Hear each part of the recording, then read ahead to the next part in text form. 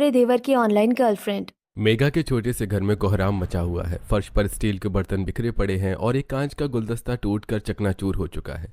वहीं मेघा गुस्से में अपनी अलमारी से कपड़े बाहर फेंक रही है। मैं ये शादी कभी नहीं करूंगी, चाहे कुछ भी हो जाए। माँ, आप लोग मेरे दुश्मन बन गए हैं क्या? उस काले कलूटे लड़के के साथ मैं पूरी जिंदगी कैसे बिताऊंगी? बेटा, जरा होश में आकर बात कर। हमारी गरीबी देख, तेरे पिता की हालत देख। विवेक का परिवार बहुत अच्छा है और वो एक सफल बिजनेसमैन है। बिजनेसमैन है तो क्या उसे मेरी सुंदरता का सौदा करने का हक मिल गया है? मैं इतनी खूबसूरत हूँ, कॉलेज में सब मुझे मुड़कर देखते थे। मैं किसी गोरे और स्मार्ट लड़के के साथ ही शादी करूंगी। तभी प्रकाश कमरे में आते हुए, अरे बहुत हो गया मेघा, अगर तूने इस रिश्ते को ठुकराया तो फिर हमारा और तेरा रिश्ता आज ही खत्म समझ। हम समझ लेंगे कि हमारी बेटी हमारे लिए मर गई है। इतना कहकर वो मेघा की ओर देखे बिना कमरे से बाहर चले जाते हैं। वहीं मेघा सुन्न रह जाती है और बिस्तर पर गिरकर रोने लगती है। देख बेटा, रंग रूप सब कुछ नहीं होता। विवेक भले ही सांवला है लेकिन उसका दिल बहुत साफ है। वो तुझे रानी बनाकर रखेगा, मेरी बात मान ले। माँ, मेरे पास और कोई रास्ता नहीं है। आप लोग मुझे जीते जी मार रहे हैं। ठीक है माँ, अगर आप लोगों की यही जिद है तो मैं तैयार हूँ। कर दीजिए मेरी शादी उस काले से। मेघा की बात सुनकर सुमन कमरे से बाहर चली जाती है और मेघा अपने कमरे का दरवाजा जोर से बंद कर लेती है। और कुछ हफ्तों बाद शादी का भव्य समारोह होता है। मेघा दुल्हन के जोड़े में सजी तो है लेकिन उसके चेहरे पर खुशी का नामो निशान नहीं है। वहीं शादी के मंडप में विवेक मेघा से, मेघा तुम आज बहुत सुंदर लग रही हो। मुझे विश्वास नहीं हो रहा है कि तुम अब मेरी पत्नी बनने वाली हो। मैं वादा करता हूँ कि मैं हमेशा तुम्हें खुश रखूंगा। रस्में पूरी कीजिए विवेक जी, अभी बहुत काम बाकी है। बातें बाद में भी हो सकती है। मेरा सिर भारी हो रहा है इन सब गहनों से। शादी की रस्में पूरी होती हैं और विदाई के बाद मेघा अपने घर नए पहुंचती है। वहीं गृह प्रवेश की रस्म के लिए पूरा परिवार द्वार पर खड़ा होता है, जहां किशन भी हाथ में फूलों की थाली लिए खड़ा है।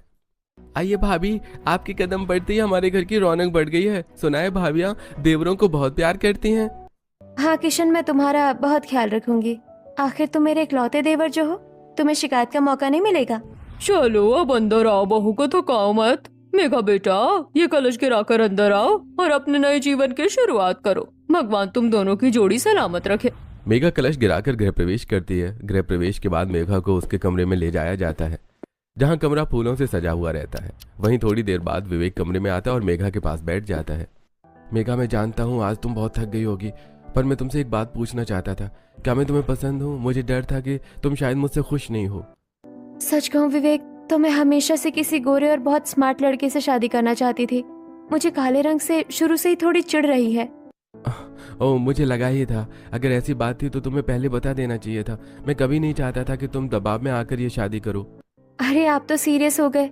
मुझे आप पसंद आ गए, इसीलिए तो मैंने शादी के लिए हाँ की। मैं तो बस आपकी टांग खींच रही थी। थैंक गॉड तुमने तो मेरी जान ही निकाल दी थी। मुझे सच में लग रहा था कि तुम मुझसे नफरत करती हो। तुम कितनी चुलबुली हो मेघा। और मुझसे जबरदस्ती कौन शादी करा सकता है? और वैसे भी आप इतने अमीर हैं, बिजनेस इतना बड़ा है, स्मार्टनेस नहीं भी है तो क्या हुआ, पैसा तो है ना। क्या तुमने मुझसे सिर्फ पैसों के लिए शादी की है?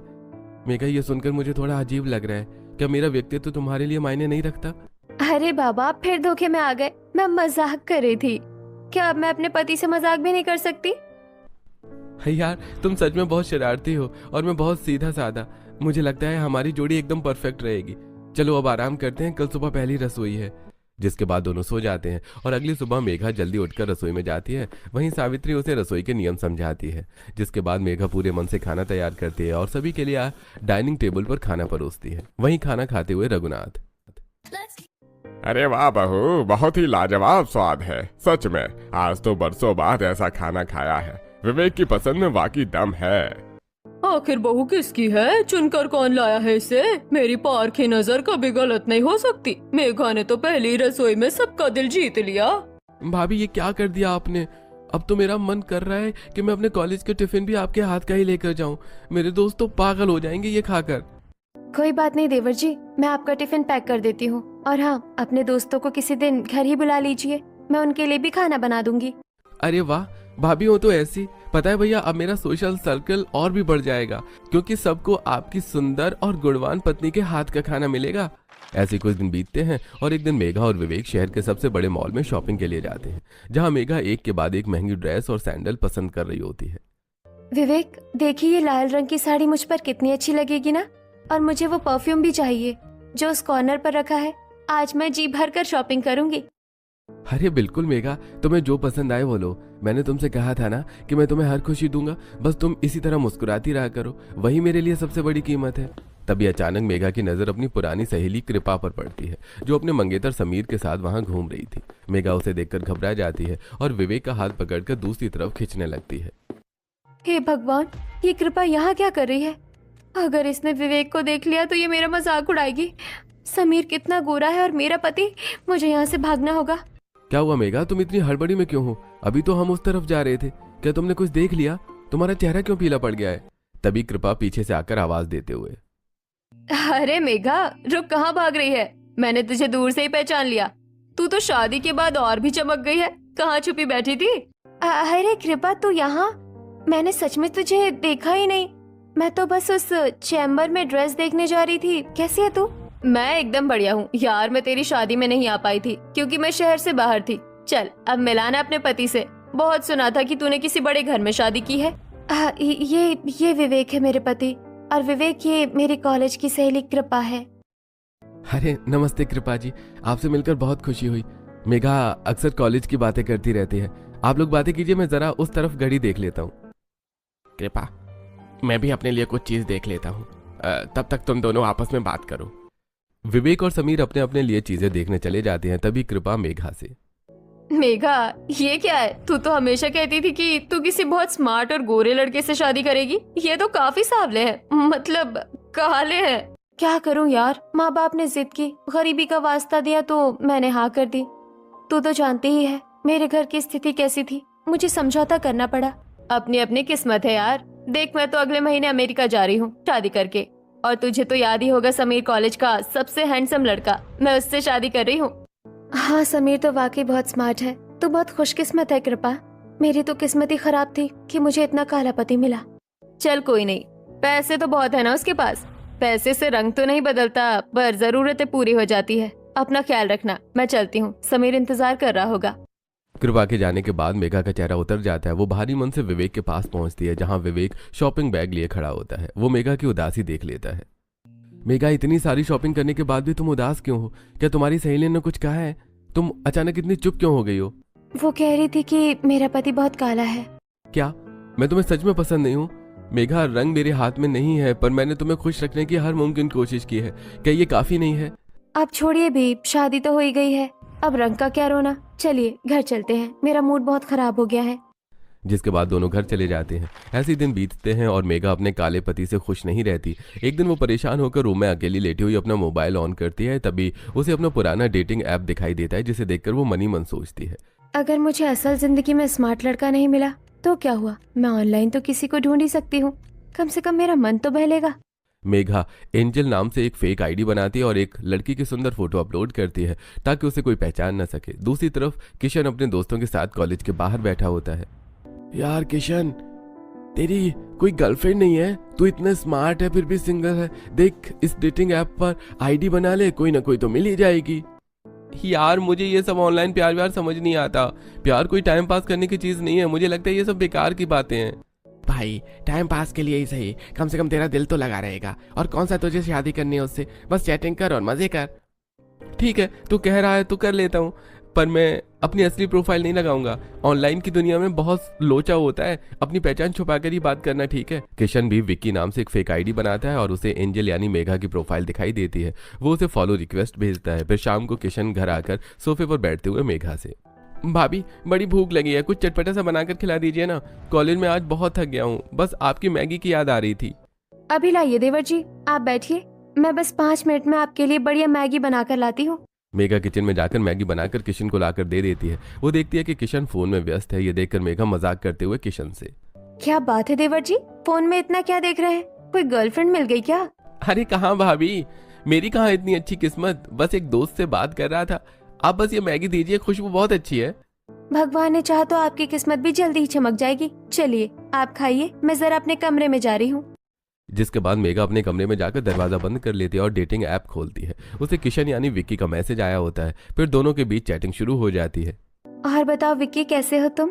तुमने मुझे फॉलो किया? क्या तुम्हें मेरी प्रोफाइल पसंद आई? हाँ, तुम्हारी बातें बहुत अच्छी लग रही हैं। मैं कॉलेज में पढ़ता हूँ और दोस्तों के कहने पर यहाँ आ गया। तुम अपने बारे में कुछ बताओ।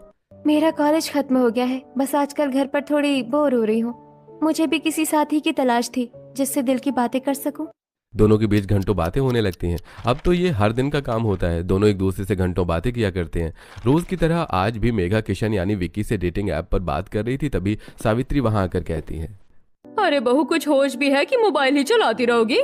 जाओ किचन में देखो, रात के खाने का समय हो गया है, सब इंतजार कर रहे हैं। जा रही हूँ माँ जी, बस एक सहेली का जरूरी मैसेज आ गया था, वही देख रही थी। मैं बस अभी खाना बना देती हूँ। जिसके बाद मेघा किचन में जाकर फटाफट खाना बनाकर सभी को परोस देती है। वहीं खाना खाने के बाद विवेक मार्केट जाता है और वहां से आइसक्रीम लेकर आता है। फिर पूरा परिवार हॉल में बैठकर आइसक्रीम खाने चली जाती है और विक्की यानी किशन को बार बार मैसेज करने लगती है। किशन अपने मोबाइल पर ढेर सारे मैसेज देखकर मन ही मन, यार काफी देर हो गई, मैंने उसे रिप्लाई नहीं किया, वो जरूर मेरा इंतजार कर रही होगी, मुझे यहाँ से निकलना होगा। भैया मैं अपनी आइसक्रीम छत पर जाकर खाऊंगा, यहाँ नीचे थोड़ी गर्मी लग रही है, मैं चलता हूँ। इतना कहकर किशन छत पर चला जाता है और मेघा किचन में बर्तन रखने के बहाने अपना फोन निकाल लेती है। दोनों का ऑनलाइन रोमांस अब धीरे धीरे गहरा होने लगा है। ऐसे कुछ दिन बीतते हैं और एक दिन रात में घर के सभी सदस्य सो चुके होते हैं, लेकिन मेघा अपने बिस्तर पर लेटी हुई मुस्कुरा रही होती है, जबकि बगल के कमरे में किशन तकिए का सहारा लेकर चैटिंग में डूबा होता है। विक्की, तुम बहुत अलग हो। तुम्हारी बातें सुनकर ऐसा लगता है जैसे तुम मुझे बरसों से जानते हो। काश तुम हकीकत में भी मेरे इतने करीब होते। एंजल, तुमने मेरा नाम क्या लिया? मुझे तो अपने नाम से प्यार हो गया। मुझे भी तुमसे बात करके एक अजीब सा सुकून मिलता है। अच्छा, तो क्या तुम मुझसे मिलने के लिए बेताब हो और मुझे सामने से देखने के लिए भी? कहीं तुम ऐसा तो नहीं सोचते ना कि मैंने फिल्टर लगाकर अपनी फोटो अपलोड की है? अरे मुझे चेहरे से ज्यादा तुम्हारी सोच से प्यार हो गया है, और वैसे भी जो इंसान मन का सुंदर हो उसका चेहरा तो खूबसूरत रहेगा ही। तुम बस बातें करती रहो, मेरा समय बहुत अच्छा करता है। वहीं अचानक बगल में सोया विवेक करवट बदलता है और उसकी नींद खुल जाती है। वो देखता है कि मेघा फोन की रोशनी में डूबी हुई मुस्कुरा रही है। तभी विवेक अपनी घड़ी देखता है तो रात के 2 बज रहे होते हैं। मेघा, इतनी रात को किससे बात कर रही हो? अभी तक कुछ सोई नहीं हो तुम? मोबाइल की रोशनी आंखों में चुभ रही है, इसे बंद करो और सो जाओ। अरे आप जाग गए? कुछ नहीं, बस मेरी सहेलियों का ग्रुप चैट चल रहा था। कॉलेज की पुरानी बातें याद आ रही थी, इसलिए नींद नहीं आई। रात के 2 बजे कौन सी सहेलियां बात करती हैं? तुम पिछले कई दिनों से बहुत अजीब व्यवहार कर रही हो। दिन भर फोन, रात भर फोन, क्या सब ये ठीक है? अब क्या मैं अपनी सहेलियों से बात भी नहीं कर सकती? आप तो अपने बिजनेस में इतने बिजी रहते हैं कि मेरे लिए समय ही नहीं है। कम से कम उनसे बात करके मेरा मन तो बहल जाता है। मैं बिजनेस भी तुम्हारे और इस परिवार के लिए ही करता हूँ मेघा। अगर तुम्हें कुछ बुरा लगा हो तो मुझे माफ करना, पर इतनी रात तक जागना सेहत के लिए ठीक नहीं है। सो जाओ अब। विवेक वापस सो जाता है, लेकिन उसके मन में शक का बीज पनपने लगता है। फिर अगले दिन सुबह घर के चहल पहल में मेघा सबके साथ हॉल में बैठी चाय पी रही होती है। तभी मेघा को मीनल का फोन आता है। मेघा, भूल मत जाना, आज शाम को मेरी बर्थडे पार्टी है। अपने हैंडसम पति को भी साथ लाना, सब सहेली आने वाली है। मैं जरूर आऊंगी मीनल। इतना कहकर फोन रख मेघा विवेक के पास जाती है और सारी बातें बताते हुए कहती है, विवेक, शाम की पार्टी में जाना है तो शॉपिंग के लिए मुझे अभी निकलना होगा। वैसे भी बहुत दिन हो गए, कुछ नहीं खरीदा। चलो ना चलते हैं। मेघा, अभी तो कुछ दिन पहले ही तुमने ढेर सारी शॉपिंग की थी। क्या हर पार्टी के लिए नई साड़ी जरूरी है? घर में इतनी सारी साड़ियां पहले से ही हैं। तो क्या हो गया? एक अमीर आदमी से शादी करने का इतना भी फायदा नहीं होगा क्या मुझे? अगर मैं पार्टी में पुरानी साड़ी पहनूंगी तो मेरी सहेलियां क्या कहेंगी? बहू, बात पैसे की नहीं है, पर हर बात में अमीर आदमी का ताना देना ठीक नहीं है। विवेक तुम्हारी हर जिद पूरी करता है, इसका मतलब ये नहीं कि तुम मर्यादा भूल जाओ। माँ जी, मेरा वो मतलब नहीं था। मैं तो बस कह रही थी कि आज का दिन खास है। विवेक प्लीज चलिए ना, मुझे बहुत कुछ खरीदना है। विवेक चुपचाप उठ जाता है। वो मन ही मन दुखी है, पर मेघा की बात टाल नहीं पाता। फिर दोनों मॉल पहुंचते हैं। मेघा वहां भी फोन पर लगातार मैसेज करने के साथ साथ कपड़े, सैंडल और परफ्यूम देख रही होती है। ये सब देखकर विवेक दुखी होते हुए, मेघा, क्या तुम मुझे सिर्फ अपने खर्चे पूरे करने के लिए प्यार करती हो? कभी कभी मुझे लगता है कि मेरे दिल की तुम्हें कोई कदर ही नहीं है। अरे आप फिर वही पुरानी बातें लेकर बैठ गए। चलिए ये देखिए, ये परफ्यूम कितना अच्छा है ना, इसे मेरे लिए पैक करवा दीजिए। मैं जानता हूँ मेघा कि तुम मुझे पसंद नहीं करती, तुम सिर्फ मेरे पैसे से प्यार करती हो, पर भगवान से यही प्रार्थना है कि कभी तो तुम मेरा दिल देख पाओगी। ऐसे ही शाम को दोनों पार्टी में पहुंचते हैं, जहां मीनल और बाकी सहेलियां सजी धजी खड़ी होती हैं। जैसे ही विवेक और मेघा अंदर जाते हैं, सहेलियों के बीच कानाफूसी शुरू हो जाती है। फिर थोड़ी देर बाद विवेक जूस लेने दूसरी तरफ जाता है तो मीनल मेघा के पास जाकर, मेघा यार, तू तो परी लग रही है, पर ये तेरे साथ कौन है? क्या ये सच में तेरे पति है? हाँ मीनल, वही है। क्यों, क्या हुआ? कुछ अजीब लग रहा है क्या? नहीं यार, मतलब तू इतनी सुंदर है और गोरी है और ये खैर कोई बात नहीं, आजकल तो जोड़ियां भगवान ही बनाता है, बस थोड़ा मैच अजीब लगा। विवेक वापस आकर मेघा के चेहरे पर छाई शर्मिंदगी देख लेता है। वो वहां चुप रहता है और घर पहुंचकर विवेक मेघा से, मेघा आज पार्टी में तुम्हारी सहेली तुमसे क्या कह रही थी? मुझे लगा जैसे वो मेरा मजाक उड़ा रही थी। क्या सच में तुम्हें मेरे साथ होने पर शर्म आती है? वो यही कह रही थी कि मुझे कोई और लड़का नहीं मिला क्या। अब आप ही बताइए, मैं उसे क्या जवाब देती? लोग तो बातें करेंगे ही ना। मेघा एक बात कहूँ, अगर तुम में मैं बिल्कुल भी पसंद नहीं हो तो मुझसे तलाक ले लो। तुम किसी अपनी पसंद के गोरे लड़के से शादी कर लेना, मैं तुम्हें रोकूंगा नहीं। तलाक? अगर मैंने इसे छोड़ दिया तो मेरे माँ बाप तो गरीब हैं और विक्की से तो अभी शादी की बात भी नहीं हुई। इस स्थिति में मेरा खर्चा कौन उठाएगा? मुझे अभी रुकना होगा। अरे आप तो कुछ भी सोचने लगते हैं। मैं तो फिर से मजाक कर रही थी। मैं आपसे बहुत प्यार करती हूँ विवेक, प्लीज ऐसी बातें मत कीजिए। विवेक उसकी बातों में आ जाता है पर उसका दिल पूरी तरह नहीं मानता। फिर अगले दिन सुबह घर में खुशी का माहौल होता है। सावित्री नाश्ते की टेबल पर किशन से, किशन बेटा, तेरा कॉलेज भी हो गया और अब तो तेरी जॉब भी लग गई। तेरा बड़ा भाई तो सेटल हो गया, अब तेरी बारी है। हमने तेरे लिए शर्मा जी की बेटी रिया का रिश्ता देखा है। लड़की बहुत सुंदर और संस्कारी है। ठीक है माँ, शादी तो आपकी पसंद की लड़की से ही करूंगा। बेटा रिया बहुत प्यारी बच्ची है, कल हम सब उसे देखने जाएंगे। अगर तुझे पसंद आए तो बात पक्की कर देंगे। अरे वाह देवर जी, आपकी तो लॉटरी लग गई। मैं भी देखना चाहूंगी कि मेरी देवरानी कैसी दिखती है। चलिए कल हम सब साथ चलेंगे। अगले दिन सभी रिया के घर जाते हैं। रिया वाकई देखने में बहुत सुंदर होती है। किशन को वो पहली नजर में पसंद आ जाती है और फिर रिश्ता पक्का हो जाता है। वहीं घर लौटते समय मेघा बेचैनी से मन ही मन सोचती है, किरण की भी शादी तय हो गई। अब तो मुझे जल्दी ही विक्की से मिलना होगा। वो पिछले 2 दिनों से ठीक से रिप्लाई नहीं कर रहा। क्या वो मुझसे बोर हो गया? अगले दिन मेघा कपड़े सुखाने छत पर जाती है और अपना फोन निकालती है। वो विक्की को मैसेज करती है पर उसे नहीं पता कि विक्की मतलब किशन इस समय अपने कमरे में रिया से फोन पर बात कर रहा होता है। रिया, मुझे तो ऐसा लग रहा है जैसे मैं तुम्हें सालों से जानता हूँ, जैसे ये अरेंज नहीं लव मैरिज हो। हाँ किशन, मुझे भी बिल्कुल ऐसा ही लगता है। बस अब जल्दी से ये दिन बीते और मैं उस घर की बहू बनकर आ जाऊं। मैं तुम्हारी जिंदगी खुशियों से भर दूंगी। वहीं मेघा छत पर खड़ी बार बार फोन चेक कर रही होती है। वो विक्की को डेटिंग ऐप पर कॉल करती है पर कॉल बिजी आता है। उसे चिंता होने लगती है। क्या बात है, विक्की फोन क्यों नहीं उठा रहा और ये ऑनलाइन भी नहीं आ रहा? क्या उसे कोई और मिल गई? मुझे उससे बात करनी ही होगी। अगले दिन कुछ शादी की तैयारियों में बीतते हैं। मेघा लिस्ट बनाने में विवेक की मदद करती है पर उसका ध्यान फोन पर ही रहता है। बहू जरा मेहमानों की लिस्ट तो देखो, और हाँ, देवर की शादी के लिए कपड़े भी तो पसंद करने हैं। तुम और विवेक कल मार्केट जाकर सब फाइनल कर लेना। हाँ माँ जी, मैंने सोच लिया है। मैं देवर जी और होने वाली देवरानी के लिए मैचिंग ड्रेस खुद पसंद करूंगी। आखिर मेरा भी तो कुछ हक बनता है। क्यों नहीं भाभी, आपसे अच्छा ड्रेसिंग सेंस किसका हो सकता है? मुझे आप पर पूरा भरोसा है। बस आप कुछ ऐसा चुनना कि रिया भी खुश हो जाए। फिर अगले दिन पूरा परिवार शॉपिंग पर जाता है। शॉपिंग के दौरान भी मेघा लगातार मैसेज करती रहती है पर किशन यानी विक्की अब अपनी होने वाली पत्नी रिया में इतना व्यस्त हो चुका है कि वो मेघा यानी एंजल के मैसेज इग्नोर करने लगा है। फिर थोड़ी देर बाद मेघा किशन को कपड़े दिखाते हुए, देखिए देवर जी, ये शेरवानी आप पर बहुत जचेगी और ये लहंगा रिया के लिए एकदम परफेक्ट है।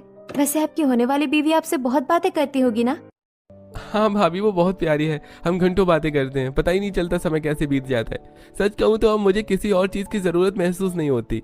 ऐसे कुछ दिन बाद शादी के फंक्शन शुरू हो जाते हैं। घर मेहमानों से भर जाता है। मेघा काम के बीच बीच में विक्की को कॉल करती है पर कोई जवाब नहीं मिलता। कुछ दिन बीतते हैं और किशन और रिया की शादी हो जाती है।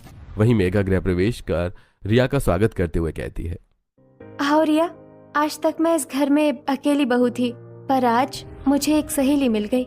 तुम्हारा बहुत बहुत स्वागत है। धन्यवाद जेठानी जी, आपके इस प्यार को देखकर मेरा डर निकल गया। मुझे यकीन है कि आपके साथ मेरा समय बहुत अच्छा बीतेगा। रिया कलश गिराकर अंदर आती है और किशन के साथ कमरे में जाकर आराम करती है। फिर अगली सुबह किशन अपने कमरे में सोकर उठता है और मुस्कुराते हुए रिया को जगाता है। अरे मेरी जाने मन, उठो, सुबह हो गई है। आज तुम्हारी पहली रसोई की रस्म है, वरना तुम्हें देर हो जाएगी। हाँ डार्लिंग, तुम सही कहते हो। मैं जल्दी से तैयार होकर बाहर जाती हूँ। रिया जल्दी से वॉशरूम में जाकर नहाती है और फिर रेडी होकर बाहर चली जाती है। तभी किशन के फोन पर एंजल के मैसेज आते हैं जिसे देखकर किशन मन ही मन, अरे मैं तो एंजल को बताना नहीं भूल गया कि मेरी शादी हो गई है।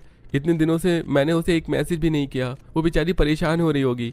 किशन डेटिंग ऐप चालू करता है तो देखता है कि एंजल के दर्जनों मिस्ड कॉल और सैकड़ों मैसेज हैं। तभी एंजल का ऑनलाइन कॉल आने लगता है। किशन फोन उठाता है। कैसे हो तुम? क्या तुम्हें जरा भी अंदाजा है कि मैं किस दौर से गुजरी हूँ। तुमने मेरा फोन क्यों नहीं उठाया? क्या मैं तुम्हारे लिए कुछ भी नहीं हूँ? अरे रिलैक्स एंजल, मेरी बात तो सुनो। मेरी शादी हो गई है। मैं पिछले कई दिनों से उसी के फंक्शन में बिजी था। मैं तुम्हें बताना भूल गया था। उसके लिए माफी चाहता हूँ। क्या तुमने शादी कर ली? तुमने मुझे धोखा दिया। तुमने मुझे धोखा दिया है किशन। मैंने तो तुम्हारे साथ अपनी पूरी जिंदगी गुजारने के सपने देख लिए थे। देखो, ये ऑनलाइन प्यार सिर्फ बातों तक ही ठीक था। असल जिंदगी अलग होती है। अब मेरी शादी हो गई है। मेरी पत्नी को पता चला तो मेरी दुनिया उजड़ जाएगी। मुझे भूल जाओ, इसी में भलाई है। इतना कहकर किशन फोन काट देता है और मेघा अपने कमरे में फूट फूट कर रोने लगती है। उसे नहीं पता कि उसकी दुनिया अब किस मोड़ पर खड़ी है। उसकी आंखों में आंसू थम नहीं रहे होते। तभी बाहर से सावित्री की आवाज आती है, जो उसे वास्तविकता की दुनिया में वापस खींचती है। अरे ओ मेघा, कहाँ रह गई? जरा बाहर तो आ। देवरानी किचन में अकेले है, उसकी पहली रसोई है, जरा उसकी मदद तो कर दे जाकर। जी माँ जी, बस आई। मेरी तबीयत थोड़ी ठीक नहीं लग रही थी, इसलिए लेटी हुई थी। मैं बस अभी हाथ मुंह धोकर रसोई में पहुँचती हूँ। मेघा रसोई में पहुंचती है, जहां रिया बड़े चाव से हलवा बना रही होती है। रिया के चेहरे पर नई दुल्हन की चमक होती है। आइए जेठानी जी, अच्छा हुआ आप आ गई। मुझे समझ नहीं आ रहा था कि सबको क्या पसंद है। आप बताइए ना, घर में सभी को खाने में सबसे ज्यादा क्या पसंद है? पिताजी को ग्वार फली की सब्जी। नहीं, उन्हें तो मीठा पसंद है। माँ जी को साबूदाने की खिचड़ी। मेरा मतलब है कि सासू माँ से पूछना पड़ेगा। जेठानी जी, आप क्या बोल रही हैं? आपका ध्यान कहाँ है? आप तो बिल्कुल खोई खोई सी लग रही है। क्या आपकी तबीयत खराब है? कुछ नहीं रिया, बस रात को नींद पूरी नहीं हुई थी। जेठानी जी, आप रिलैक्स करो, यहाँ बैठ जाओ, काम मैं संभाल लूंगी। मेघा कुर्सी में बैठकर फिर से फोन निकालती है और मन ही मन सोचती है, विक्की मुझे इतनी आसानी से नहीं छोड़ सकता। मैं उससे सच्चा प्यार करती हूँ। यही सोचकर वो फिर से एक मैसेज टाइप करती है। विक्की प्लीज मेरे साथ ऐसा मत करो। मैं तुम्हारे बिना नहीं रह सकती। मुझे एक बार तुमसे मिलना है, वरना मैं कुछ गलत कदम उठा लूंगी। दूसरी तरफ रिया देखती है कि उसकी जेठानी काम छोड़कर फोन में बहुत ज्यादा व्यस्त है। ये देखकर रिया कहती है, जेठानी जी, अगर कोई दिक्कत है तो आप मुझे बता सकती हैं। वैसे खाना बन गया है, चलिए हम दोनों खाना लगा देते हैं। नहीं रिया, ऐसी कोई बात नहीं है, मैं ठीक हूँ। चलो खाना लगाते हैं। दोनों बहुएं साथ मिलजुल कर खाना लगाती हैं। सभी लोग खाना खाते हैं, वहीं रघुनाथ खाना खाते हुए। वाह भाई, आज तो घर में दो दो बहुओं के हाथ का स्वाद मिल रहा है। रिया, हलवा तो बहुत ही लाजवाब बना है। ये लो तुम्हारी पहली रसोई का तोहफा। इस डिब्बे में सोने की अंगूठी है। अरे वाह, रिया को तो काफी महंगे तोहफे मिल रहे हैं। क्या हम पतियों के लिए कोई ऐसी रस्म नहीं होती जिसमें हमें भी कुछ कीमती गिफ्ट मिले? अरे छोटे, हमारा तो सब कुछ तेरा ही है, तुझे किस चीज की कमी है? और वैसे भी तेरी सबसे बड़ी गिफ्ट तो रिया है। अब खुश रहे और खाना खा। कुछ दिन इसी तरह बीतते हैं। मेघा लगातार विक्की को मैसेज करती रहती है, पर विक्की अब कोई जवाब नहीं देता। और फिर एक दिन किशन कमरे में अपनी पत्नी रिया के साथ बैठा होता है। रिया, लाओ मैं तुम्हारी कंघी कर देता हूँ।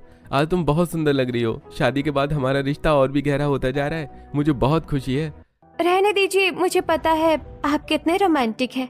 मैंने खुद कंघी कर ली है। अब मुझे नीचे खाना बनाने जाना है। रिया कमरे से बाहर चली जाती है। किशन अपना फोन वहीं भूलकर किसी काम से बाहर चला जाता है। तभी फोन पर लगातार मैसेजेस की नोटिफिकेशन आने लगती है।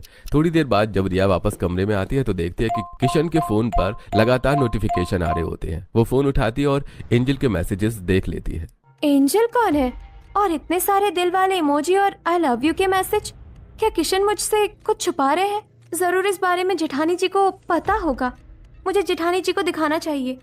रिया फोन लेकर मेघा के कमरे की तरफ बढ़ती है। वो देखती है कि मेघा बालकनी में खड़ी अपने फोन में कुछ बोल रही है। रिया चुपके से उनकी बातें सुनने लगती है। विक्की, तुम फोन क्यों नहीं उठा रहे? क्या मेरी तड़प तुम्हें दिखाई नहीं देती? प्लीज रिप्लाई करो, मैं तुम्हारे बिना पागल हो जाऊंगी। रिया के पैरों तले जमीन खिसक जाती है। वो देखती है कि जैसे ही मेघा फोन पर बोलती है, उसके हाथ में मौजूद किशन के फोन पर वॉइस मैसेज आ जाता है। रिया सब समझ जाती है।